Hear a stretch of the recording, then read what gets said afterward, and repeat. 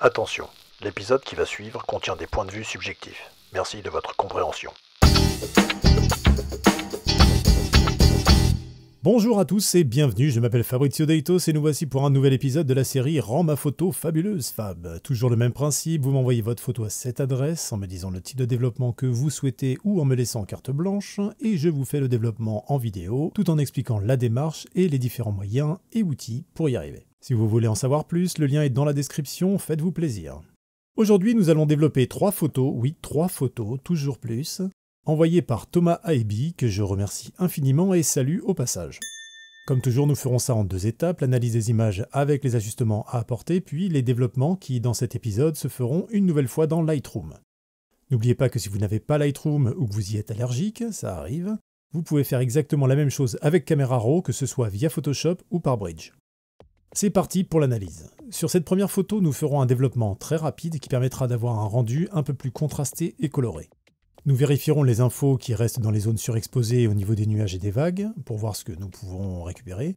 Puis nous recadrerons pour accentuer l'intention de départ et donner plus d'importance au bas de l'image plutôt qu'au ciel, surtout qu'il ne présente rien d'exceptionnel sur sa partie haute. Nous réchaufferons un tout petit peu la balance des blancs, augmenterons légèrement le contraste, déboucherons les ombres, renforcerons les noirs pour garder notre contraste et augmenterons un peu la vibrance pour faire remonter les couleurs ternes. Nous assombrirons un peu le ciel pour le renforcer via un dégradé, puis de façon locale, tout en renforçant un peu la mer également.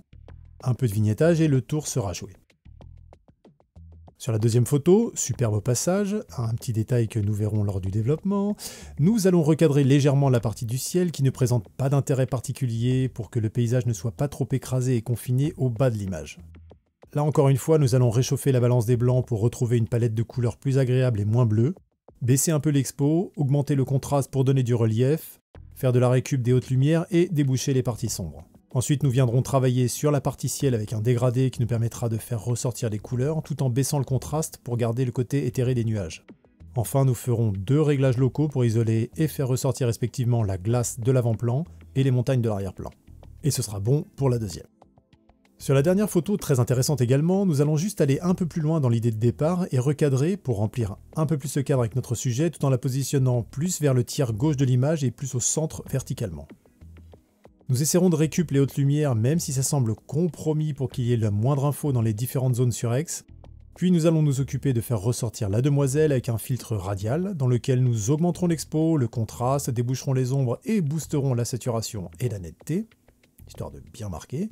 Ensuite, nous ferons un tour dans le panneau teinte, saturation et luminance afin de faire quelques réglages colorimétriques. Nous ferons une petite courbe de contraste très légère et ajouterons un gros vignettage afin de maximiser l'attention sur la jeune fille. Nous rééquilibrerons d'ailleurs la balance des blancs sur elle avec l'outil pinceau afin de neutraliser les teintes et maximiser les contrastes de couleurs entre le jaune moutarde des murs et le vert de sa jupe. Et pour terminer, je vous montrerai une petite astuce avec l'outil dégradé pour renforcer votre profondeur de champ. Sans plus tarder, place au développement. Première photo. Je vais donc vérifier d'emblée les zones surexposées au niveau des nuages. L'histogramme nous confirme d'ailleurs, via le pic présent à droite, qu'on risque de ne plus avoir d'informations et donc de détails à ces endroits. Nous pourrons récupérer un peu de matière, mais il est important au moment de la prise de vue de bien veiller à ne pas avoir ces fameux pics à gauche ou à droite de votre histogramme, surtout dans les zones lumineuses en tout cas, afin d'éviter ce genre d'écueil. Il faut savoir que dans une image, notre œil tolère plus facilement des zones sombres et bouchées que des zones lumineuses en aplat qui n'ont plus de détails là où nous nous attendrions à en avoir en temps normaux. Les nuages en sont un parfait exemple. À part fait, nous passons au recadrage. Comme je l'avais dit précédemment, nous recentrons un peu plus sur le paysage et j'opte pour un format panoramique pour renforcer cette sensation détendue avec la mer sur la droite. Je réchauffe très légèrement la balance des blancs, augmente le contraste, débouche les ombres, tout en renforçant les noirs pour ne pas perdre en contraste, et je termine par augmenter la vibrance pour faire ressortir les couleurs un peu passées. Ensuite, nous passons au ciel que nous renforçons via l'outil dégradé, raccourci M. Et là, nous le configurons en baissant d'un bon diaph presque et demi l'exposition, baissons également les hautes lumières, tout en augmentant la saturation.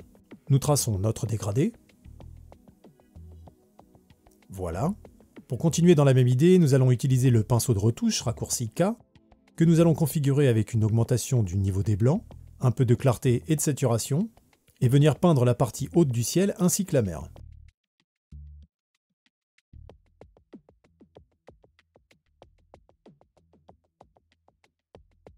Enfin, nous ajoutons un petit effet de vignettage, et c'est fini pour cette image. Afin de vous faire un avant-après, je vais me servir des instantanés, qui est une option que vous trouvez ici, sous les paramètres prédéfinis, et qui permet d'avoir plusieurs développements et séries de réglages au sein de la même image, sans forcément avoir recours aux copies virtuelles. Pour en créer un à tout moment, il suffit de cliquer sur le plus ici, de le nommer, et il apparaîtra dans la liste. J'en avais créé au préalable, notamment un pour l'état original de la photo, ce qui me permet de faire le fameux avant-après plus facilement. Nous sommes donc partis de ça, pour arriver à ça. Deuxième photo. Alors tout de suite une chose importante. Lorsque vous faites du paysage, avec une focale courte, donc grand angle, pensez à fermer votre diaph au moins autour de f8, f11, si vous souhaitez avoir le maximum de profondeur de champ et de piqué, ou de netteté de détail, si vous préférez.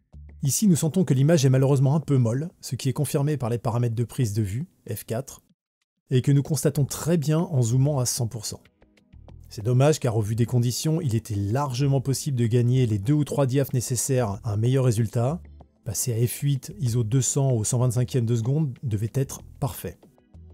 Ça, c'était pour la partie si vous aviez pu. Allez hop, nous y retournons gaiement. Nous allons donc recadrer légèrement la partie du ciel qui ne présente là encore pas d'intérêt particulier pour que le paysage reprenne un peu plus d'importance dans notre cadre. La balance des blancs étant trop bleue pour laisser passer toutes les teintes présentes, nous allons la neutraliser en la réchauffant. Baisser l'exposition, tout en augmentant le contraste, et venir récupérer de la matière et des couleurs en baissant les hautes lumières. Nous débouchons ensuite les ombres, augmentons le niveau des blancs, et augmentons la clarté, la vibrance et la saturation. Nous prenons ensuite l'outil dégradé pour venir travailler sur le ciel. L'idée ici est de renforcer les tons magenta, baisser l'exposition, tout en réduisant les contrastes, ce qu'on accentue en baissant également les hautes lumières, en éclaircissant les ombres, afin de garder un ensemble délicat et, pour terminer, augmenter la saturation. Nous traçons ensuite notre dégradé, comme ceci. Puis nous allons venir chercher le filtre radial, raccourci Maj M, et nous occuper d'abord de notre avant-plan. Pour ça, nous allons venir corriger un peu plus localement la balance des blancs en la réchauffant et éviter de partir trop sur les magentas à cet endroit. Nous augmentons l'exposition d'un demi-diaph, les blancs et la saturation. Nous regardons pour avoir un contour progressif assez haut. Et bien sûr, nous inversons le masque pour que l'effet soit bien à l'intérieur et non à l'extérieur. Puis nous traçons notre zone en ne délimitant que la partie avec les icebergs. Ensuite, nous cliquons sur Nouveau, double-cliquons sur Effet pour réinitialiser les paramètres, et cette fois nous allons nous occuper des montagnes au fond à droite. Nous allons augmenter le contraste, les hautes lumières, le niveau des blancs, et remettre notre contour progressif autour de 90. Nous délimitons la zone, et voilà. Il ne nous reste qu'à mettre un léger effet de vignettage et c'est terminé. Avant, après. Allez, dernière photo, nous y sommes presque. Nous commençons par le recadrage, comme c'est original. Format un peu plus scope, histoire de donner un aspect plus cinématographique et plus plaisant à notre image. Ensuite, comme celle-ci de base est plutôt pas mal et qu'elle couvre l'ensemble de la gamme tonale, nous n'allons pas trop faire de réglages généraux, mais plus du local. Dans les réglages de base, nous allons donc juste faire une légère récup des hautes lumières, puis nous allons directement prendre notre outil filtre radial, Maj M, dans lequel nous allons régler notre balance des blancs plus chaude, augmenter l'exposition d'un bon demi-diaph, augmenter le contraste, déboucher grandement les ombres, un petit peu de clarté pour augmenter les contrastes locaux, et la saturation. Nous en profitons également pour booster la netteté, et nous venons tracer notre cercle autour de notre demoiselle. Voilà qui est déjà mieux.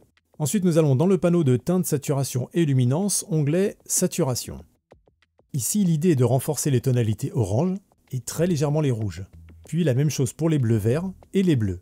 Nous passons alors dans l'onglet Luminance et augmentons celle du rouge, afin d'éclaircir un peu la peau de notre personnage, et baisser celle des bleus-verts et bleus, pour densifier notamment le ciel et la maison de l'arrière-plan. Nous passons ensuite dans la courbe de tonalité afin de créer une légère courbe en S pour donner une petite pointe de contraste. Puis nous allons dans la partie effet pour ajouter un bon gros vignettage qui va nous permettre de focaliser encore plus l'attention sur notre personnage. Nous sommes déjà bien avec tout ça, mais nous allons ajouter encore 2 petites touches pour finaliser cette photo. Avec l'outil pinceau de retouche, raccourci K, nous allons venir modifier localement la balance des blancs. Nous allons la réchauffer, tout en accentuant les teintes vertes pour contrebalancer la dominante magenta. Nous allons venir peindre sur la chemise, une partie du bras, la jupe et les jambes, ce qui aura pour effet de renforcer le contraste des couleurs. Enfin, la petite astuce dont je vous parlais lors de l'analyse, nous allons prendre l'outil dégradé, pensez à double-cliquer sur Effet pour le réinitialiser au besoin, et juste baisser au maximum la netteté. Avec ça, nous allons tracer 2 zones qui vont renforcer les flous déjà présents dans l'image à gauche et à droite. Au passage, si vous voulez vous amuser, vous pouvez d'ailleurs utiliser cette technique pour simuler l'utilisation d'objectifs à décentrement ou effet tilt shift en anglais. Voilà, un petit avant, après, et c'est fini pour aujourd'hui. J'espère qu'avec cet épisode un peu plus dense qu'à l'accoutumée, je vous ai donné quelques pistes pour vos futurs développements. Si vous avez des questions ou des suggestions, n'hésitez pas à poster ça dans les commentaires. En attendant, faites plein de belles choses et on se revoit très vite pour de nouvelles photos fabuleuses. Ciao! Eh mec, faut cliquer, mec, c'est énorme, mec, faut faire plaisir, mec, clique, mec.